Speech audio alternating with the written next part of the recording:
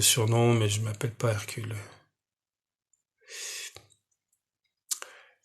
Pourquoi on t'a dit que t'étais fort, c'est ça? La loi mosaïque, faut-il l'appliquer? Non, tu peux pas. De toute façon, on peut pas l'appliquer.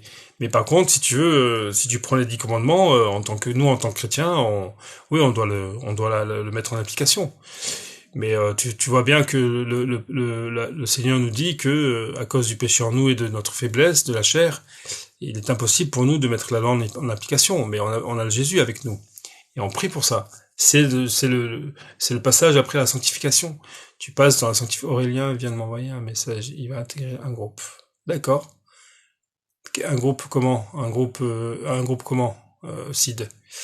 Tu veux dire par internet ou comment? Voilà, c'est la sanctification après. On doit obéir, on doit, tu vois.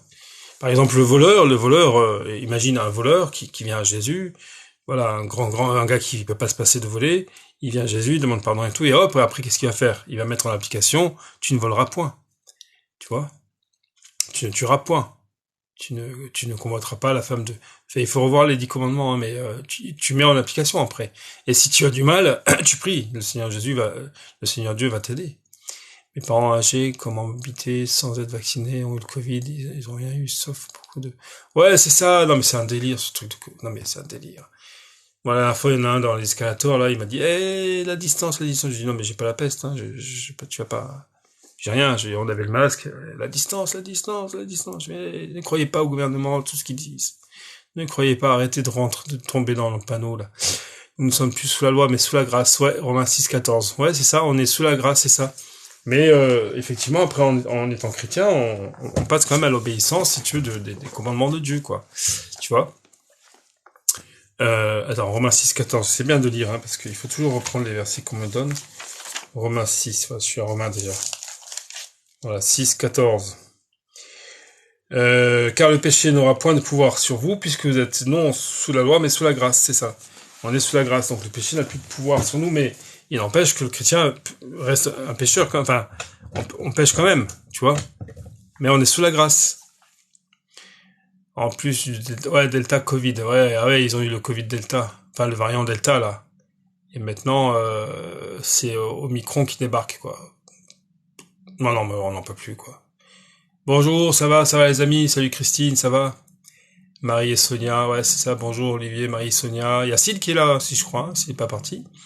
Plus sous la loi de Moïse, mais avec la loi de Dieu et qui est universelle. Ouais, on n'est plus sous la loi de Moïse. Mais maintenant, on a par l'Esprit de Dieu, on peut mettre en application, effectivement, pas la loi, mais si tu veux, l'obéissance à la sainteté et aux lois de Dieu, si tu veux. Un chrétien ne peut pas perdre son salut. Parce que si tu es né de nouveau, le chrétien qui est né de nouveau, vraiment qui est sauvé, il est scellé du Saint-Esprit. Il a le sceau de Dieu. Tu peux pas perdre le salut. Si tu penses que quelqu'un perd le salut, c'est qu'il n'est pas sauvé à la base, déjà, au départ. Bon, ça c'est mon avis, hein. Moi je suis plus dans le Nouveau Testament. Ouais, c'est ça le Nouveau Testament, c'est très bien. Hein. Enfin, tout est bien, l'Ancien aussi, mais souvent je dis au Nouveau, lisez le Nouveau Testament, quoi. Un chrétien qui se tourne... Voilà, un chrétien, si tu veux, il y a le chrétien de nom. Un chrétien qui part dans l'apostasie, il y a un problème quand même. C'était le chrétien de nom, pas de cœur, pas, tu vois. Alors pourquoi Jésus a dit, je ne suis pas venu abolir, mais accomplir. Alors ça c'est un passage un peu compliqué à. Il est venu accomplir, c'est-à-dire, je sais pas, c'est peut-être que parce que Jésus, si tu veux, justement, sans péché, qui n'a commis aucun péché, lui, il a accompli toute la loi.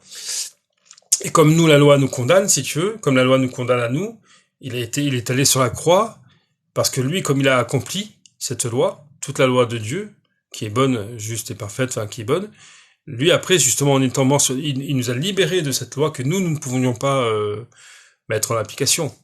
D'accord?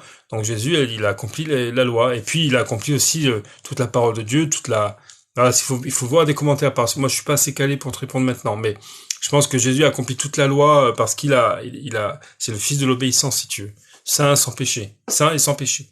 Donc il a tout accompli, jusqu'à la mort où il nous a libérés de la loi, justement. J'aime pas trop l'Ancien Testament, c'est trop sanguinaire. Désolé. Non, c'est vrai qu'il y a des passages très sanguinaires, c'est vrai, mais n'oublie pas qu'avant, il y avait aussi des choses particulières. T'as vu, il y avait l'époque des géants, Il y avait l'époque des comment on appelle ça, l'idolâtrie avec des choses démoniaques.